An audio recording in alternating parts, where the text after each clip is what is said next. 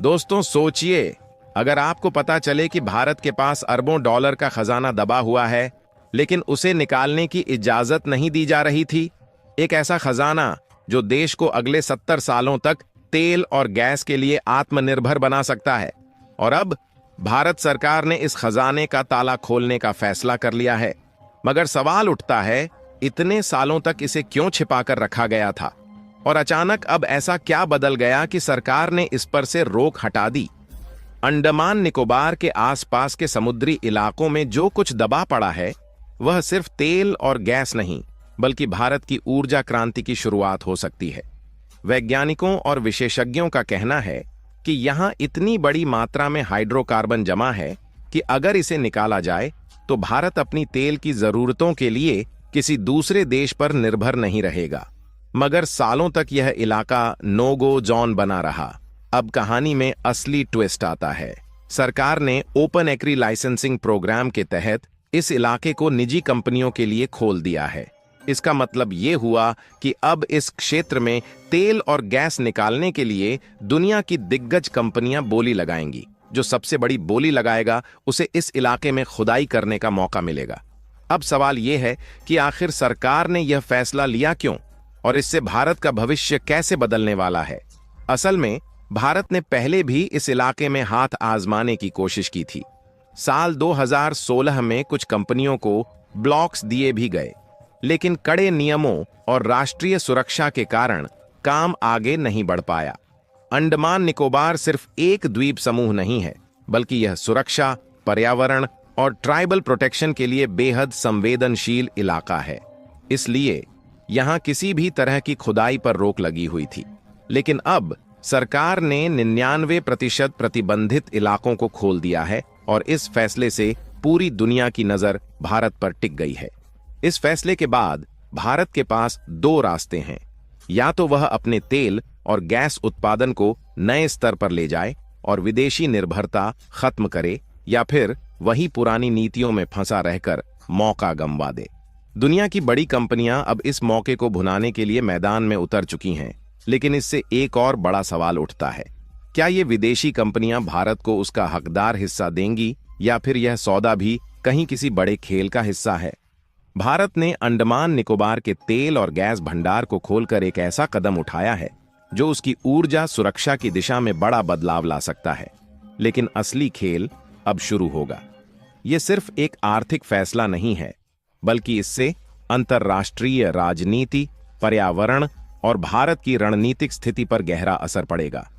आने वाले सालों में यह फैसला भारत को ताकतवर बना सकता है, या फिर अंतर्राष्ट्रीय दबाव में नई चुनौतियां भी खड़ी कर सकता है। अगर भारत इन तेल और गैस भंडारों का सही इस्तेमाल करता है, तो देश की ऊर्जा जरूरतें पूरी करने के साथ साथ तेल के दाम भी नियंत्रित रख सकता है। इससे रुपये की मजबूती बढ़ेगी और आयात पर निर्भरता कम होगी। लेकिन इसके साथ एक बड़ा सवाल खड़ा होगा, क्या भारत इन संसाधनों को सिर्फ अपने इस्तेमाल के लिए रखेगा, या फिर विदेशी कंपनियों को इसमें हिस्सा देकर उनके नियमों से समझौता करना पड़ेगा?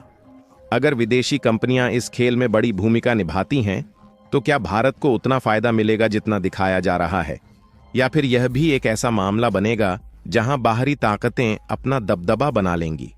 इस फैसले से अमेरिका और चीन की भी नजर हटने वाली नहीं है। चीन पहले से ही दक्षिण चीन सागर में आक्रामक तरीके से अपने संसाधनों पर दावा करता रहा है। अगर भारत अंडमान निकोबार में खुदाई शुरू करता है, तो चीन इसे अपने प्रभाव क्षेत्र में दखल मान सकता है और समुद्री विवाद को और बढ़ा सकता है। दूसरी ओर अमेरिका और उसके सहयोगी देश इस कदम का समर्थन कर सकते हैं, क्योंकि यह चीन के प्रभाव को कमजोर करने में मदद करेगा। लेकिन क्या यह समर्थन भारत के पक्ष में होगा, या फिर यह किसी बड़े कूटनीतिक खेल का हिस्सा बनेगा? यह देखना दिलचस्प होगा। पर्यावरण को लेकर भी बड़ी बहस हो सकती है। अंडमान निकोबार भारत के सबसे संवेदनशील इलाकों में से एक है, जहां समुद्री जीव जंतु और आदिवासी जनजातियां रहती हैं। अगर खुदाई और उत्पादन तेजी से बढ़ा तो पर्यावरण को नुकसान होगा। इससे अंतर्राष्ट्रीय संस्थाएं भारत पर दबाव बना सकती हैं कि वह इस परियोजना को धीमा करे या फिर सख्त नियम बनाए। लेकिन क्या भारत इस दबाव में झुकेगा, या फिर अपनी ऊर्जा सुरक्षा को प्राथमिकता देगा, यह भविष्य में तय होगा। अगर भारत इस मौके को ठीक से संभालता है तो यह देश की आर्थिक ताकत को कई गुना बढ़ा सकता है। लेकिन अगर इसमें राजनीतिक अस्थिरता, अंतर्राष्ट्रीय दबाव या गलत आर्थिक फैसले आड़े आए तो यह योजना अधूरी भी रह सकती है। भारत के लिए यह एक सुनहरा अवसर है, लेकिन खेल सिर्फ तेल और गैस का नहीं, बल्कि कूटनीति, पर्यावरण और वैश्विक रणनीति का भी है। अब देखने वाली बात यह होगी कि भारत इस खेल को जीतने के लिए कौन सी चाल चलता है।